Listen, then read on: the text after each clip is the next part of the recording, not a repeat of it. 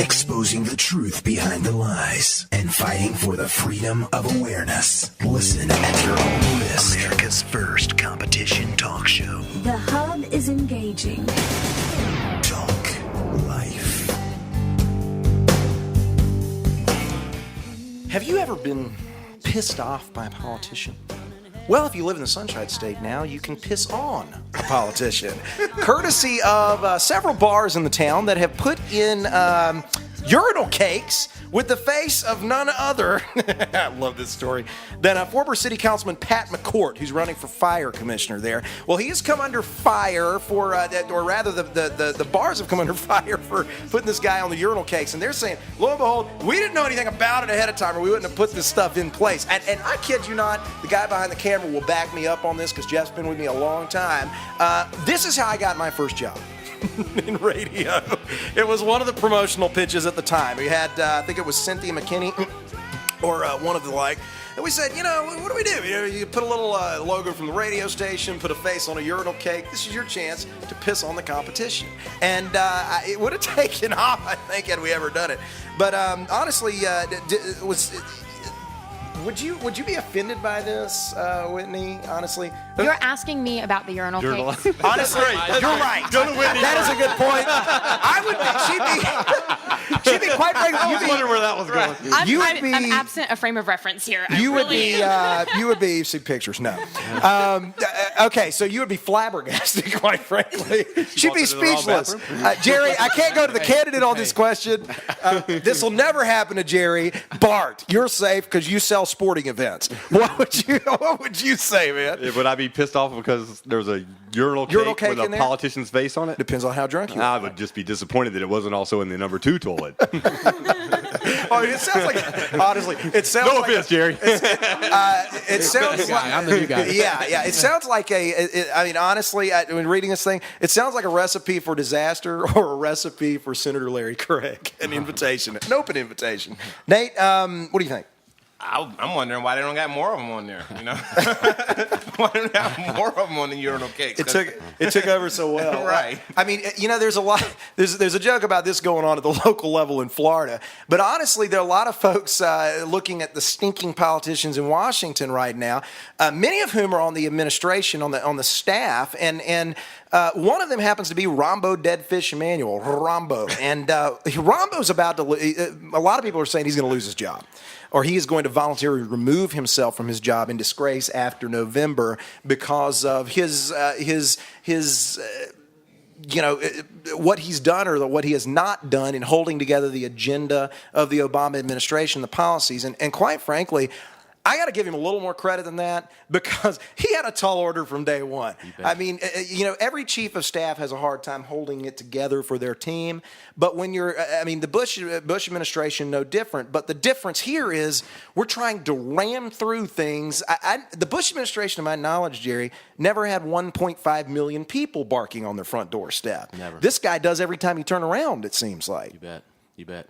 Yeah, hey, and a good riddance if he goes. And let's have a moment of silence for the people of Chicago because they got to take him back. The only thing good about Rahm is, look, he's a smart guy. The thing about Rahm, he is the pragmatic Marxist in the White House. The others are just a bunch of ideologue Marxists. So he's probably the lesser of the dangerous ones. He's trying to get things done. The problem is it's the total takeover of our entire system. Yeah, but I mean, how pragmatic is it? You walk. He's a Marxist, shower man. I mean, the pragmatic Marxist. He walks in. Walks in the shower to close deals in the Senate. Honestly, hey, buddy, that's a little creepy, isn't it? Yeah, grab a towel. We got to talk. That's pragmatic, I guess. Honestly, Nate, what happens when this happens? Because it's almost like Pinky without the brain, right? that would be one crisis that I'll be looking forward to happening. We definitely wouldn't get let that go to waste. I mean, it's just the whole administration, Rahm Emanuel. It's just too much going through for this guy to cope with. I mean, you got cap and trade, you got healthcare, and some of the other things that they haven't even announced to us yet. So yeah. He needs to. I would say he's pulling his hair out right now. Yeah. Well, I mean, honestly, I guess controlling the agenda is best done by never giving you the agenda outright. Right. Because that's and honestly, he's done a phenomenal job, I think, of switching the the game plan every 5 minutes, Whitney. I mean, the policy is esoteric because it requires detail. And honestly, if you never give them detail, then you never fall into that trap. And that seems to have been a theme running for the last 18 months. Well, I agree, but it's funny that they're complaining that he can't get the Democrat backing like Bush had with the Republican backing in the legislature in D.C., but the problem isn't that they can't get the Democrats to back them, it's that the rest of the country doesn't. Like you said, when you have 1.5 million people barking up your door, up your tree, whatever, then you're not going to be able to push policies through. Or if you do, they're going to be repealed. Or the people will be upset and start throwing tea parties all over the place. I mean, there's a general theme here. This is supposed to be a government of the people, and when they start jamming legislation down your throat, it's not anymore. That's not how it was with Bush. Even though some people were unhappy, the majority were satisfied. It's a very different situation. Yeah, which seems like an opportune time, thanks for teeing it up, to welcome our newest advertiser to the Hub Internet Show, coffeecapitalist.com. We sell green tea as well, but you won't lose your soul over it if you're in the green tea community, if you're preaching the environmentalism. And so buy a cup, go to the website. Now, the thing about this is that, one of the arguments has been that, well, Obama and Rahm have just not had the same ideas, per se, on how to proceed with these agendas, and that they just have different styles. And I guess maybe that's true because there will be less cursing in full sentences when I don't get my coffee on time in the morning once Rahm is gone.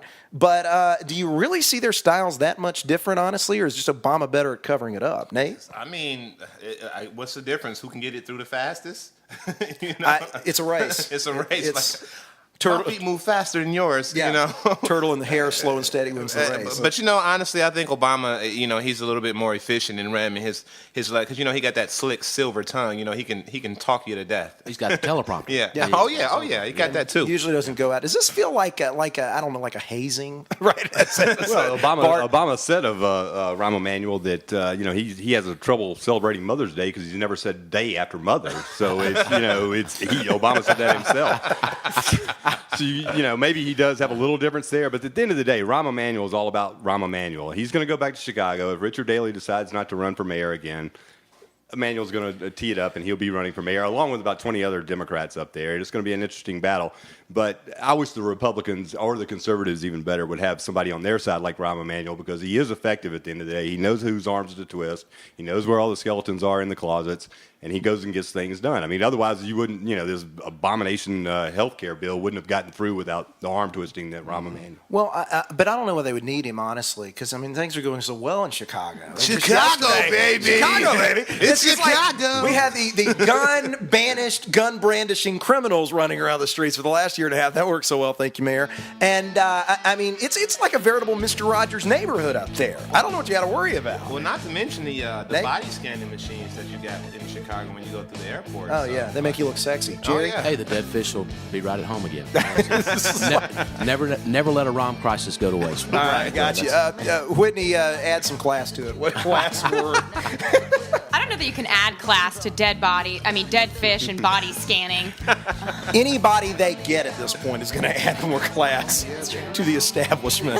Rahm could put his leotards on and go back to ballet dancing, and that would add class, maybe. Was it ballet dancing or tap dancing? It was ballet. I never. Joffrey School of Ballet. That's. I never can tell. All right. Well, that wraps it up. We'll see you tomorrow on the Hub.